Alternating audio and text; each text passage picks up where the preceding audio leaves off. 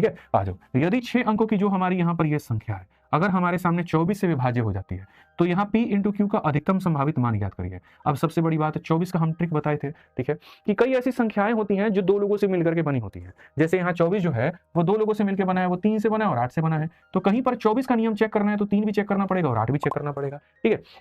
तो अगर मानो 3 का नियम तुम चेक करते हो, तो यहाँ संख्या देखो 1 है, P है, उसके बाद में यहाँ पर 9 है, उसके बाद में Q है, उसके बाद में 4 है। तो अगर तुम 3 से मेरे भाई चेक करोगे, 3 से चेक करोगे, तो 3 से चेक करने का मतलब यहाँ पर क्या हो जाएगा समझो। 3 से चेक करने का मतलब ये 3 से कटेगा, जी हाँ, ये 4 1 5 1 6 3 से कटेगा, यानी P प्लस Q। तो मेरे भाई यहाँ पर P प्लस Q जो है वो 3 से कटना चाहिए, यानी P प्लस Q को जोड़ने पे 3 का मल्टीपल 0 होता है, 3 एकम 3 होता है, 3 दूनी 6 होता है, 3 3 के 9 होता है। इनमें से यहाँ पर कोई भी संख्या मेरे भाई एग्जिस्ट कर सकता है कि भैया इन दो को जोड़ने पे यहाँ 3 से कटना चाहिए। मतलब 0 आ गया तब भी 3 से कटेगा, 3 आ गया तब भी 3 से कटेगा, 6 आ गया तब भी कटेगा, 9 आ गया तब भी कटेगा, कुछ भी हो सकता है, ठीक है, समझिए यहाँ पे। फिर उसके बाद कहा गया जी 8 से भी कटना चाहिए। 8 से कटने का मतलब यहाँ अंतिम के 3 अंक। तो जब हमारे सामने 8 वाला नियम आएगा, यानी यहाँ पर अंतिम के 3 अंक आएंगे 9Q4, ठीक है। तो मेरे भाई यहाँ पर हमारे सामने 9 हो जाएगा, Q हो जाएगा और 4 हो जाएगा, और इसको मुझे 8 से काटना है। अब Q के तो कई सारे मान हो सकते हैं, लेकिन मुझे अधिकतम मान लेना है। तो अधिकतम मान के लिए शुरुआत यहाँ 0 से ना करके शुरुआत 9 से करिए। 9 पर बात बन गई तो ठीक है, नहीं बनी मेरे भाई यहाँ पर,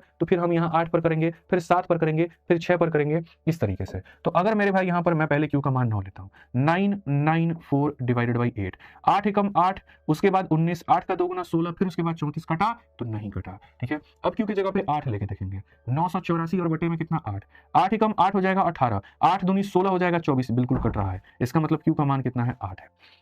Q का मान मेरे भाई कितना है 8 है। अब मैं आपको मेरे भाई यहाँ पर बता रहा हूं कि आप समझिएगा मेरी बात को, इसको मिटा दीजिए अब यहाँ पे, ठीक है। Q का मान कितना लिया आपने 8 लिया। अब 8 में बड़े से बड़ी संख्या हम कितना जोड़ दें कि मेरे भाई यहाँ पर हमारी संख्या 9 से कट जाए, हमारी संख्या 3 से कट जाए, ठीक है। तो 8 के अंदर में 9 जोड़ेंगे तो 9 और 8 17, मेरे भाई कभी 3 से कटेगा तो नहीं। 8 के अंदर में 8 जोड़ेंगे तो मेरे भाई यहाँ पर 8 8 16, कभी 3 से कटेगा तो नहीं। 8 की जगह पे 7 जोड़ेंगे तो 8 जमा 7 मेरे भाई 15 आएगा, एंड 15 हमारा 3 से कट जाए।